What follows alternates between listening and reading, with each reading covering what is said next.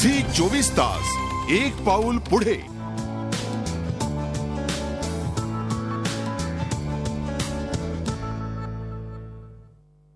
Break नंतर तुमचं पुन्हा एकदा स्वागत. आपल्या सोबत आहे सोनाली आणि मिलिंद. खूप खूप स्वागत आहे पुन्हा एकदा तुम्हा दोघांचंही.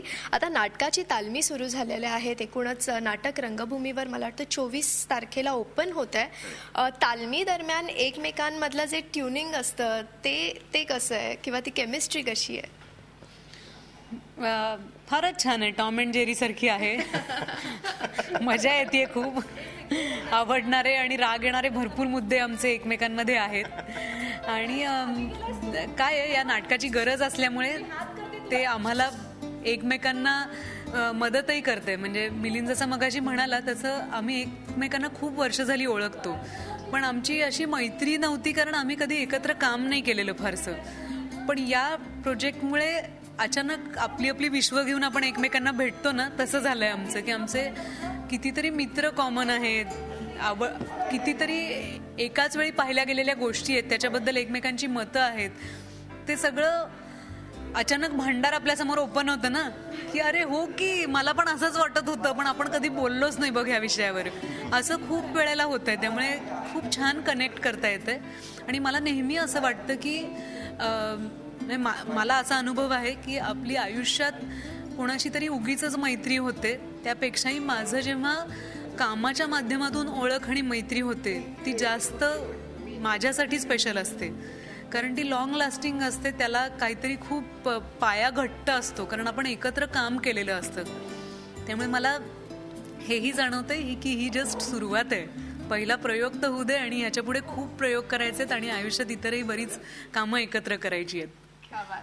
मिलिंदजी काय सांगाल? म्हणजे सोनाली म्हणाली तशी टॉम अँड जेरी सारखी ही केमिस्ट्री प्रेक्षकांनाही पाहायला मिळणार. अरे कम्प्लीट तुला सांगू काय, एकतर ती मगाशी म्हणली त्याप्रमाणेच रसिका आहे खूप कॉमन फॅक्टर आहे आमच्या दोघांमधल्या नाटकात. कारण दोघंही रसिका बास, याच्या पलीकडे काही नाही. पण इतके वर्ष मी सोनालीला ओळखत होतो. खूप एक शांत समंजस मुलगी, एक छान अभिनेत्री, असं सगळं खूप छान असं एक माझं एक इम्प्रेशन झालं होतं तिच्याबद्दल. ते तसंच आहे अजूनही, ते बदललेलं नाहीये. पण त्याच्याबरोबर काही ॲडिशनल पॉईंट्स मला तिच्यातले दिसलेत की अरे बापरे, बऱ्यापैकी डॉमिनेटिंग पण आहे ही मुलगी.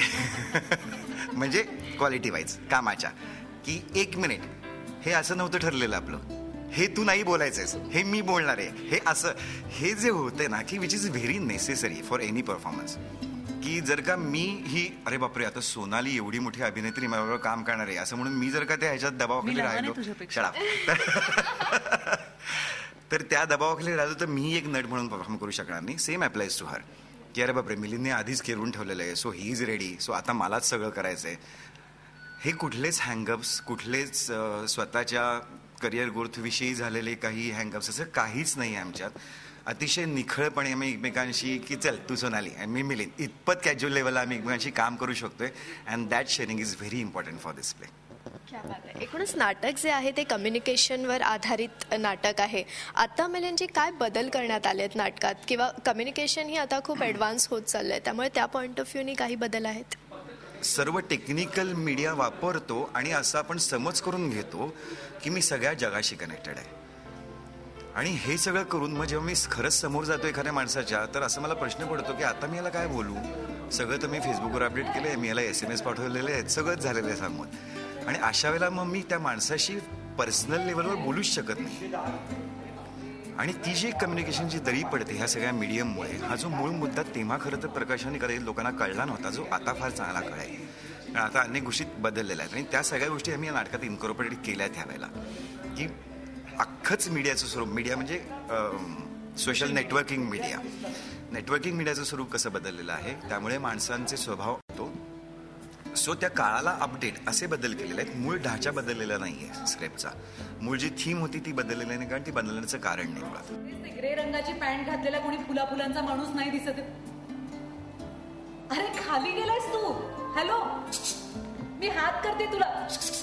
निर्माती म्हणून काय सांगावं असं वाटतं प्रेक्षकांना? मला असं वाटत होतं की हे नाटक जेव्हा मिलिंद आणि रसिका करायचे तेव्हाच माझी इच्छा होती की ते प्रोड्यूस करावं.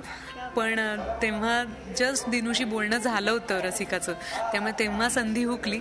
पण आता आम्ही जेव्हा नव्या स्वरूपात नाटक करतोय तेव्हा कुठलीही कसर राहू नाहीये अशी एक इच्छा होती, म्हणून मी दिनूबरोबर सहनिर्माती म्हणून उभी राहिली आहे. तर मराठी रंगभूमीवरती अतिशय चांगल्या निर्मात्यांची परंपरा आहे, तर अशी दर्जेदार निर्मिती मला पहिल्या नाटकामुळेच करायला मिळतीये. याचा मला खूप आनंद वाटतोय. त्याचबरोबरीने असं वाटतंय की चांगलं नाटक हे प्रत्येक प्रयोगात चांगलं करणं हे सुद्धा निर्माती म्हणून माझ्या हातात आहे, कारण त्यात मी कामही करतेय. तर आमचा 24 तारखेला पहिला प्रयोग आहे मुंबईत, 25ला दुसरा आहे, 26ला तिसरा आहे आणि 27ला पुण्यातला पहिला प्रयोग आहे. आणि असेच आम्ही इतरही सगळ्या शहरांमध्ये येणार आहोत. त्यामुळे मराठी वृत्तपत्रांमधल्या जाहिराती रोज बघत राहा, कारण रोज कुठे ना कुठेतरी तुम्हाला आमची ॲड दिसेलच. त्यामुळे मित्रांना सांगा, मैत्रिणींना सांगा, सगळ्या नातेवाईकांना सांगा, प्रत्येक कॉलेजमध्ये सांगा आणि आमचा प्रत्येक शो हाऊसफुल करा.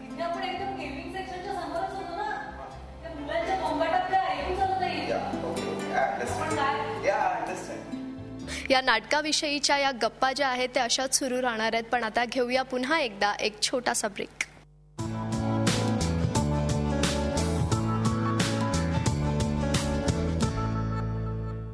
झी 24 तास एक पाऊल पुढे.